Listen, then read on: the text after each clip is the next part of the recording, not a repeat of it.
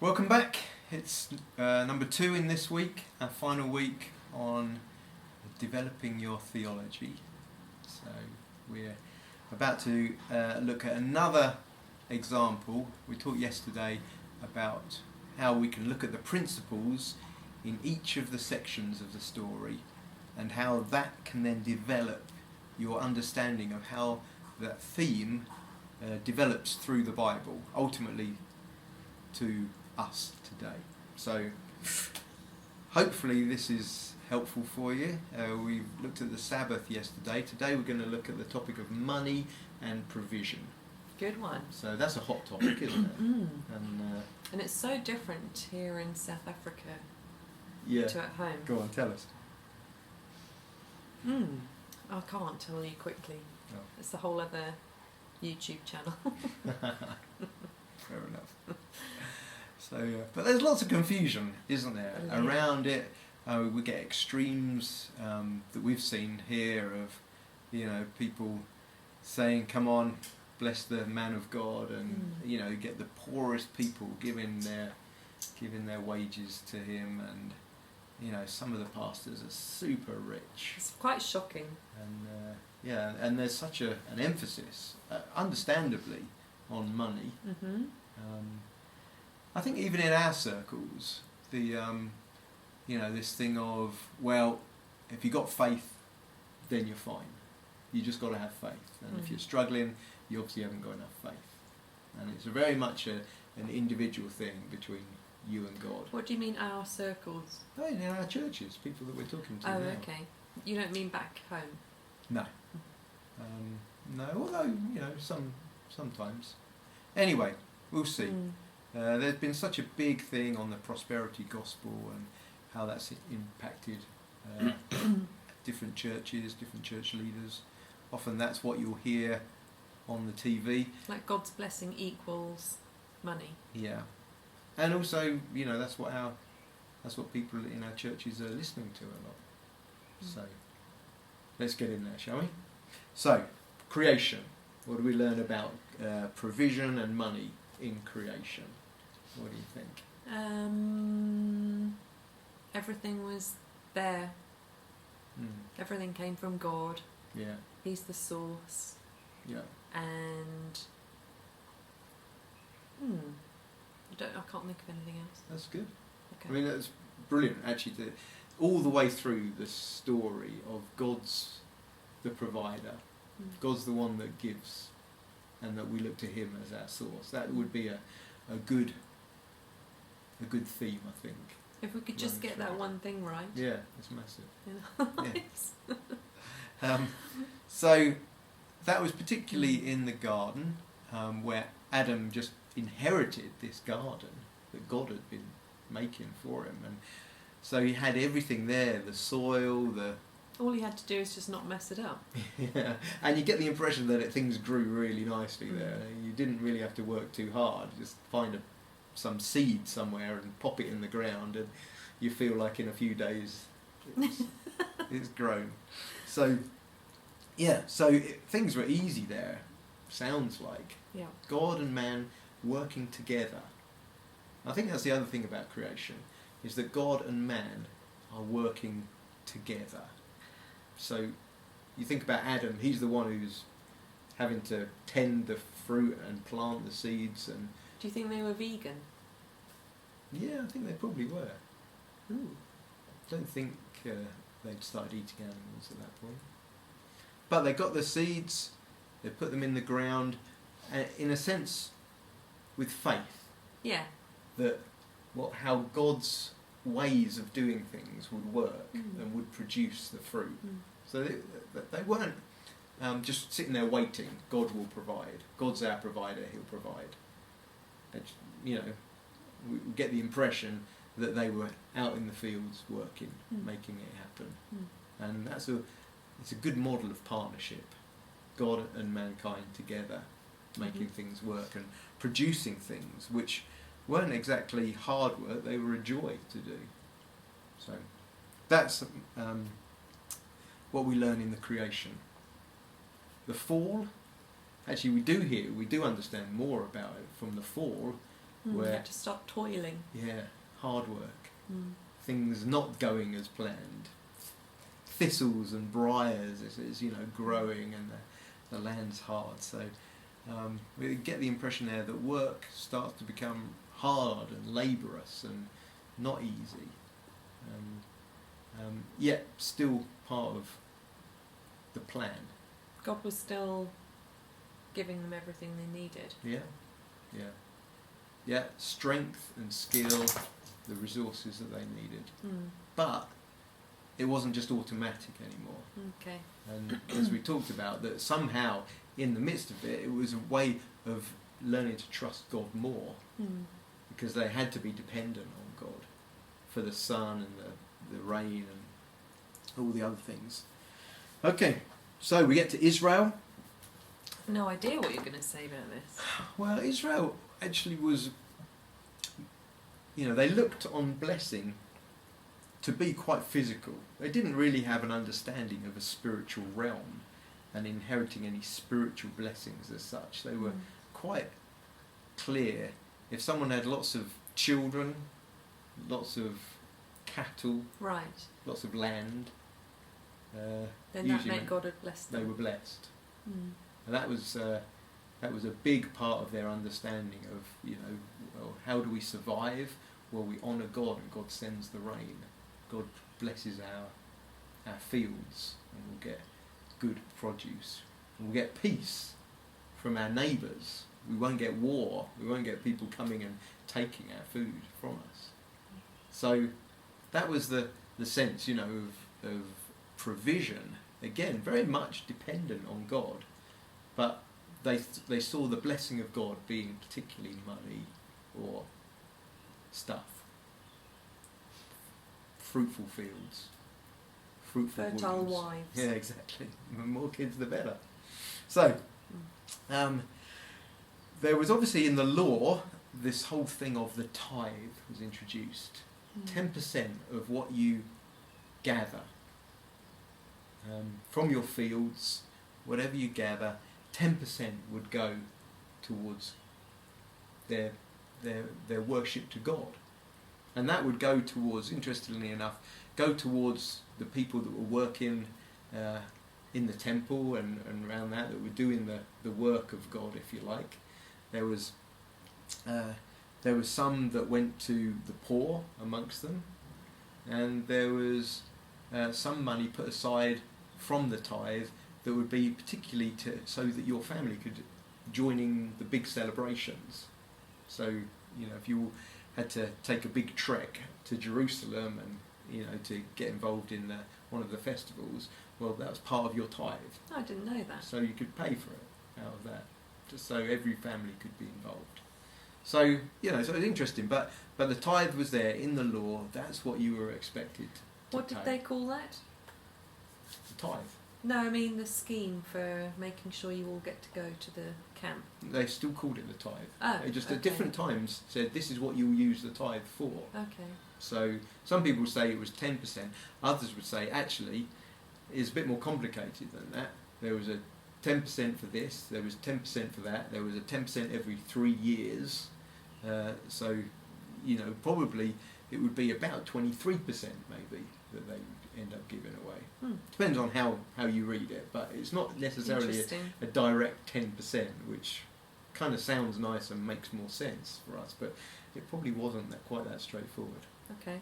Okay, so the other thing to say about the time in Israel was the wisdom literature. We've talked about wisdom being how God made life to work best. So the wisdom literature, particularly Proverbs, has quite a lot in it about wealth. Yeah. And it talks about how to become prosperous. Don't be a sloth. One of those things is don't be lazy, work hard. Is it a sloth or a sloth? I don't know. Sloth. That's your homework. It's both. Is it? I think so. But I remember you doing a preach about someone like a rusty door that turns on its hinge. in bed. That's it, yeah, can't get out of bed. A lazy man There's some will always be brilliant- hungry. There's brilliant little pictures there of the poor and the lazy and whoever. But yeah, so if you love sleep, you'll grow poor, says Proverbs. Other things, so working hard, living a righteous life, being generous to the poor, all these things are a way towards prosperity.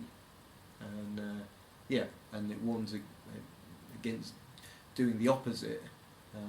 Being stingy will lead to poverty, laziness, those sort of things. So there's quite a lot in the book of Proverbs about how you should live your life if you want to be prosperous. Interestingly, it also talks about some of the dangers of wealth, about how your heart can grow hard, or you can, if you are prosperous, you can stop caring for others, stop caring for the poor. That you almost like becoming an idolater, that you start to love wealth more than you love God. So there are some warnings in the book of Proverbs too. And that maybe gives you a few hints towards where we're going in this story, because a lot of people will take the Old Testament, if you like, and teach from it, saying tithe. God wants to bless you financially, that you know that there's great wealth if you follow God, and it's not quite how Jesus seemed to view it. You know, he was pretty poor by today's standards. Jesus didn't have a lot, seemed to be taken care of, particularly in his itinerant ministry. There were a few wealthy ladies that followed them around and that seemed to pay for a lot of their lodgings and food and stuff like that. So he didn't have a lot himself. And he seemed to kind of turn the idea of money upside down in that he said, you know, money is like it's just a small thing compared to the riches of your of what you can have. True riches, he calls them, rather than he says this is like someone else's property, and you've got to be faithful with it. But if you're not faithful with someone else's property, who will give you property of your own? That's how he puts it. And he says, look, don't be afraid, little flock. The Father has been pleased to give you the kingdom, so therefore go and sell your possessions, give to the poor, get yourself treasures in the heavenly realms that far outweigh all the treasures you can have on earth. In other words, money, as far as Jesus was concerned, was like the little tests. It's like the things that you give someone just to help them grow up a bit. It's like having kids, and you're teaching them what's really worth something, and they're squabbling over whether one kid's got 5 little brown coins and one kid's got 3 silver ones, and they're arguing over who's got the most. And Jesus says, it's a bit like that. You can learn stuff from having money, but the richest of you have only got like a few little brown coins in the scheme of things. They're not true riches. They're nothing really. They'll just vanish. They're not going to last. And he comes with a completely different perspective, that the true riches are what you get in the spiritual realm from God. Would you call that prosperity? Yeah, that's true prosperity. Yeah. So that word has been spoilt a little bit, hasn't it? Yeah. Well, we've understood it in terms of worldly wealth, when God has actually opened the door to so much more of what he calls the true riches, and that's what you find coming into the New Testament. And the early church, they seem to have this sense of, we've found something so rich and so wonderful in our love and our community and our communion with God through the Holy Spirit. This is the riches that we've been longing for. And therefore, when there were people in need in their community, some of the more wealthy ones would say, yo, have some of mine. Don't worry about it. Listen, that's not important to me anymore. because we have become brothers and sisters. We've become a new family. And there's no way I'm going to leave you to suffer. You know, if you need stuff, have it. And likewise, the poor were saying, actually, we're not that bothered about getting loads of stuff. There's something so much better that we've found. We need to eat. Yes, we need some clothes, whatever. But, apart from that, who cares? We've got this relationship with God now by the Holy Spirit that's so much more precious. It means we've got some true riches. We have inherited the kingdom. That's how James describes it. He says, hasn't God chosen the poor to inherit the kingdom? The rich, they've got their place. They can help provide for some stuff. So it's fine. But they should be happy in their lower position, is how James puts it. The poor are the ones who really understand, have got the treasures of the kingdom. I love James. Yeah, he's great. So even, Paul, when he's writing to the Corinthians and talks to them about doing collections and gathering money, it's really to say, come, help us to look after these other churches, to help us to look after the poor. He's not gathering it for himself. And he has the perfect opportunity then to say, of course, we're still tithing. He doesn't say that. Just says it's generosity is where it's at. Be generous.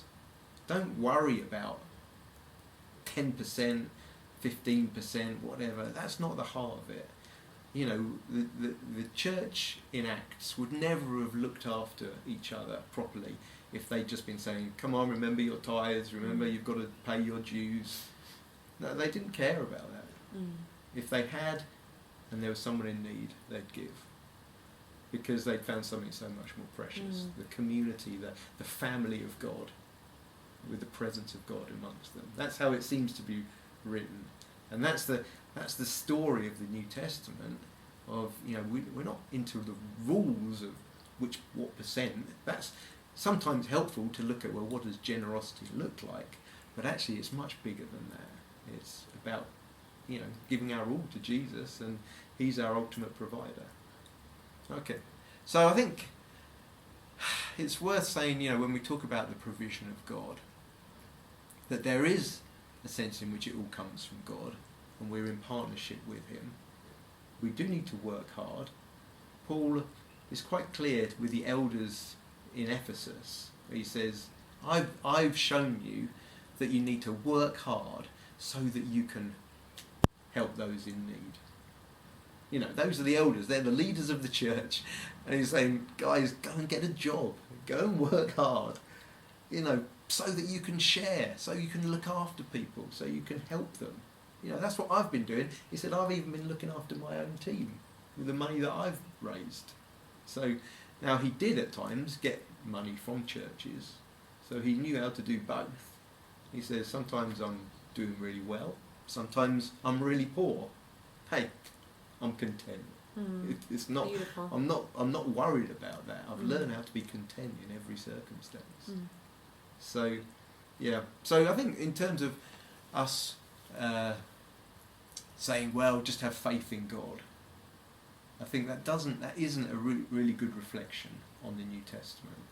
I think the New Testament was much more about God providing through his community, through his family, who are beginning to value his presence and his love and his fellowship more than having money for themselves. So it's a challenge for us, eh? Big challenge. Challenge to start to think community. Yeah. So, okay, I think I've just about exhausted my notes on that. Obviously, ultimately one day there'll be a new creation and this earth will be renewed. I don't know whether we're going to go farming again. What do you think? Maybe we'll be producing food for people. We're certainly going to have feasts. I don't know where the food will come from. I think we will farm a little bit. You reckon? Maybe. Get back to the land. Hopefully it will really produce well. We don't have to dig it too hard. Yeah, there won't be such crazy weather. Yeah. Ruining things. Sure. Okay, so there's money and provision. hopefully Interesting. we've covered stuff there, and maybe that will provoke some more discussions. What about the poor people yesterday who chose a topic and it was money, and now you've done it all? Oh, Why don't you say what you're doing next, and then they won't choose those things? I'm not going to do any more. Oh, what's That's it. next then? So tomorrow we will look at how to teach the Bible. Hmm. So Is that the last one? we've got 2 more. What's after that then? The last one in the series is on the implications of the big story on everything. Ooh. So that's our final one. And then you're taking up an offering.